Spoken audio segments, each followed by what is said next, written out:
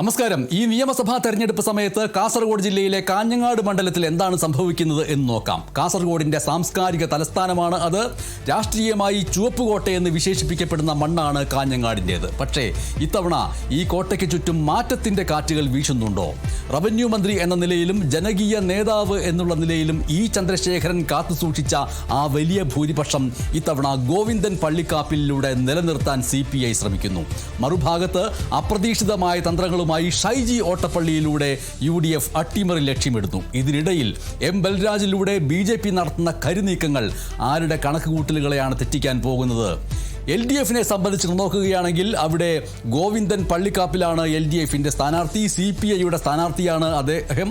പ്രധാനപ്പെട്ട ശക്തി എന്താണ്? CPIയുടെ ജില്ലാ സെക്രട്ടറി എന്നുള്ള നിലയിലുള്ള സംഘടനാ മികവ് അദ്ദേഹത്തിൻ്റെ ഏറ്റവും പ്രധാനപ്പെട്ട കഴിവായിട്ട് നമ്മൾക്ക് കരുതാം. ഒപ്പം ഇ ചന്ദ്രശേഖരൻ ആ മണ്ഡലത്തിൽ നടപ്പാക്കിയ വികസന പദ്ധതികളുടെ തുടർച്ച അത് ഇദ്ദേഹത്തിലൂടെ ഉണ്ടാവുമെന്നുള്ള വലിയ പ്രതീക്ഷ സഖാക്കളിലൂടെ ജനങ്ങൾക്ക് നൽകാനും വോട്ടർമാർക്ക് നൽകാനും കഴിയുന്നുണ്ടെങ്കിൽ അത് പ്രധാനപ്പെട്ട കാര്യമായിട്ട് മാറും. CPIഎമ്മിൻ്റെ ശക്തമായിട്ടുള്ള കേഡർ വോട്ടുകളുടെ പിന്തുണയും ഇതോടൊപ്പം തന്നെ ഗുണപരമായ ഒന്നായിട്ട് കാണേണ്ടതുണ്ട്. വെല്ലുവിളി എന്താണ്? ഒരു പുതിയ മുഖം എന്നുള്ള നിലയിൽ ചന്ദ്രശേഖരൻ്റെ വ്യക്തിപ്രഭാവത്തിനൊപ്പം വോട്ടർമാർക്കിടയിൽ എത്താൻ അദ്ദേഹത്തിന് കഴിയുമോ? ഭരണവിരുദ്ധ വികാരം ഇടതുപക്ഷത്തെ ബാധിക്കുമോ കാഞ്ഞങ്ങാട്ട്? UDFിനെ സംബന്ധിച്ചിട്ട് പറയുകയാണെങ്കിൽ ഷൈജി ഓട്ടപ്പള്ളി UDFിൻ്റെ സ്ഥാനാർത്ഥി. കേരള കോൺഗ്രസിൽ നിന്നാണ് അദ്ദേഹം വരുന്നത്. അതിൻ്റെ നേതാവാണ്.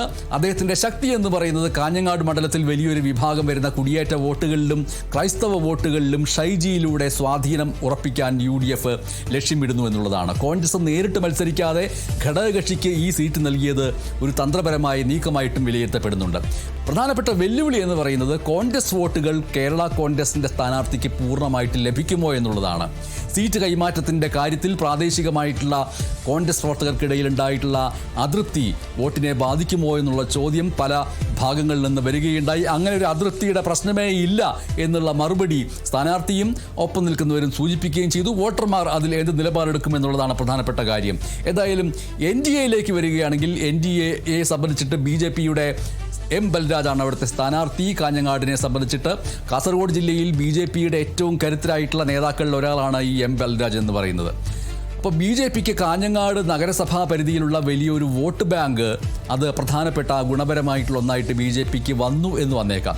മോദി സർക്കാരിൻ്റെ വികസന പദ്ധതികൾ താഴ്ത്തട്ടിലേക്ക് എത്തിക്കാനുള്ള ശ്രമം പ്രചാരണത്തിൻ്റെ പല ഭാഗങ്ങളിൽ നടന്നുകൊണ്ടിരിക്കുന്നു. ഇനിയും അത് തുടരുക തന്നെ ചെയ്യും.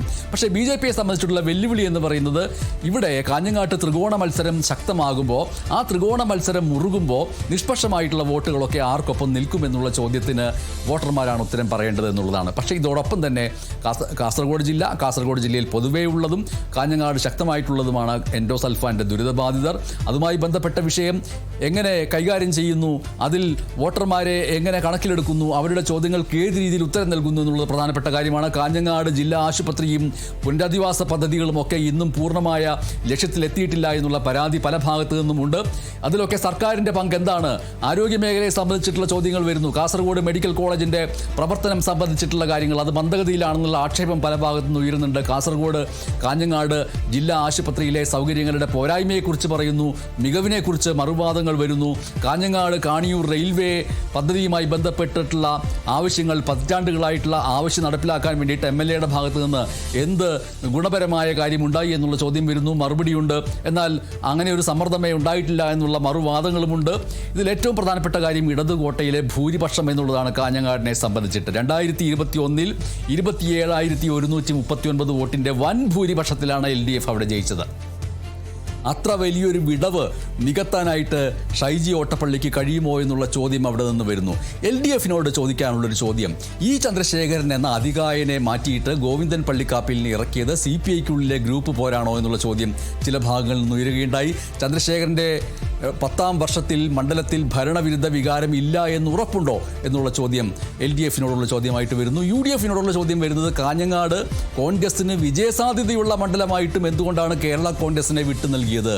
ഇത് BJPയുടെ വോട്ട് വർദ്ധിപ്പിക്കാൻ സഹായിക്കില്ലേ എന്നുള്ള ചോദ്യങ്ങൾ പ്രചാരണത്തിൻ്റെ വേളയിൽ ഉയരുന്നുണ്ട്. അതിന് മറുപടി നൽകുകയും ചെയ്യുന്നുണ്ട്.